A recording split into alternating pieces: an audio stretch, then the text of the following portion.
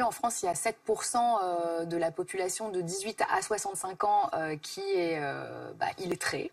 Et ça représente 2,5 millions de Français. Donc c'est un vrai fléau de société. Eh bien, il y a une femme qui a décidé donc de se saisir de ce combat et elle s'appelle Carole Vedic.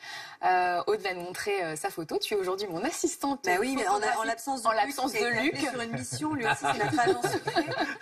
Alors, elle est enseignante de la langue française et elle a constaté qu'il y avait beaucoup d'élèves qui étaient en difficulté. Elle a constaté qu'il y en avait de plus en plus. Donc, elle a décidé de créer une association en 2009 qui porte un nom extrêmement poétique qui s'appelle Mots et Merveilles. Et grâce à cette association, elle aide les enfants, mais aussi les adultes, à apprendre à lire et à écrire grâce à des ateliers d'expression orale, grâce à des ateliers de théâtre. Et puis surtout, ce qui est très intéressant, c'est qu'il y a 300 bénévoles qui sont engagés dans cette association, donc ça fait quand même pas mal de monde, et qui ont vraiment cette volonté en fait de déculpabiliser les gens qui ne savent pas lire, qui ne savent pas écrire. Et d'ailleurs, Carole m'a raconté une très très jolie histoire.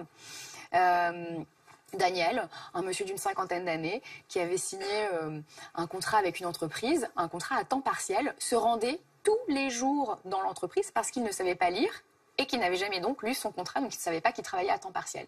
Un jour, il a été viré de son entreprise et Pôle emploi lui a dit « Mais attendez, vous étiez en temps partiel ». Donc il a appris qu'il était en temps partiel, donc il a compris que finalement il avait été exploité. Et c'est là qu'il a eu le déclic et qu'il s'est dit je vais apprendre à lire et à écrire. Et ça s'est fait grâce à l'association Mots et Merveilles de Carole, qui a déjà aidé 616 personnes en 2016. Donc c'est pas mal et c'est chapeau bas parce que c'est réjouissant de voir qu'on a des femmes comme ça qui se mobilisent et qui peuvent se saisir de combats et justement ne pas accepter la fatalité comme tu le dis si bien.